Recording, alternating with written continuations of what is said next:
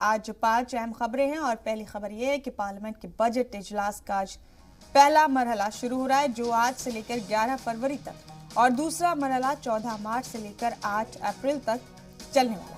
Budget से पहले आज इकोनॉमिक सर्वे पार्लियामेंट में रखा जाएगा। इसमें मईशत के हालात और इक़दाम पर मशवरा दिया जाएगा। इकोनॉमिक सर्वे बजट की बुनियाद होता है।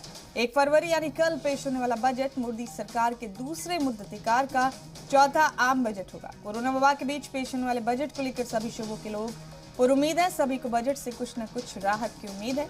वजीर खजाना निर्मला सीतारमण के पार्लियामेंट में इक्तिसादी सर्वे की रिपोर्ट पेश करने के बाद दोपहर 3:30 बजे मुल्क के नए चीफ इक्तिसादी सलाहकार वी अनंत नागेश्वरन सहाफियों से मुखातिब होंगे, जिसमें वो मईशत के चैलेंजेस और नए मौक़ों का ब्यौरा पेश करेंगे।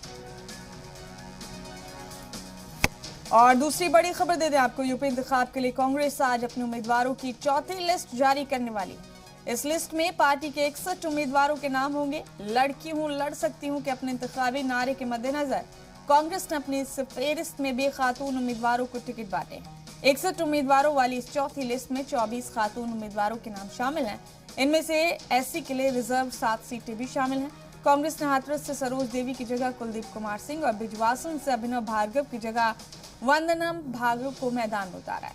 चौथी फेहरिस्त में अयोध्या से रीता मौर्य, कन्नौज से विनीता देवी, हमीरपुर से राजकुमारी और फतेहपुर के अयाज शाह को मौका दिया गया। और तीसरी बड़ी खबर दे दें आपको, मुंबई हज कमेटी के सीईओ याकूब शेख ने कल एक बड़ा ऐलान करके आज़मीन हज को एक बड़ी राहत दी है। दरअसल आज़मीन हज के लिए रजिस्ट्रेशन की तारीख 31 जनवरी से बढ़ाकर 15 फरवरी कर दी गई है। वाज़ेह हो कि पहले आज़मीन हज के लिए रजिस्ट्रेशन की आखिरी तारीख आज यानी 31 जनवरी थी, लेकिन अब आज़मीन हज को रजिस्ट्रेशन करने के लिए 15 दिन का वक्त और मिल गया। और चौथी बड़ी खबर दे दें आपको, 4 फरवरी से चीन की राजधानी बीजिंग में शुरू होने जा रहे विंटर ओलंपिक की तैयारियां जोरों पर चल रही है, जिसकी संडे को रिहर्सल भी की गई। द बर्ड्स नेस्ट नाम के नेशनल स्टेडियम के आसपास शदीद बर्फबारी हो रही है। इसी के बीच तकरीब के बड़े पैमाने पर तैयारी चल रही है। गौरतलब है कि बीजिंग विंटर ओलंपिक का इनेकाद 4 फरवरी से लेकर 20 फरवरी के बीच किया जा रहा है। चीन में इंसानी हुकूक की खिलाफ वर्जी के इल्जाम के सबब अमेरिका और ब्रिटेन समेत कई मगरबी ममालिक ने बीजिंग विंटर ओलंपिक का बायकॉट किया हुआ है।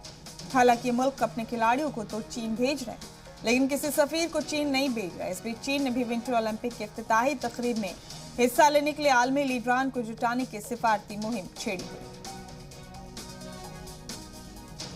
और पांचवी बड़ी खबर बता दें आपको, यूक्रेन को लेकर अमेरिका और रूस के बीच तनाज़ा मजीद गहराता जा रहा है। यूक्रेन बहरान को लेकर आज अक़वाम मुत्तहिदा सलामती काउंसिल की मीटिंग होनी है।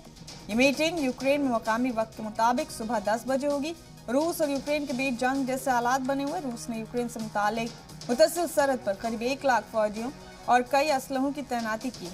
यूक्रेन ने रूस से अफवाज को वापस बुलाने और वापस बातचीत जारी रखने की अपील की। वहीं ब्रिटेन नाटो की मजीद अफवाज की यूक्रेन में तैनाती चाहता है। यूक्रेन में अफवाज की तैनाती को लेकर नाटो ने कहा है कि यूक्रेन में और फौजियों को तैनात करने का कोई मंसूबा नहीं।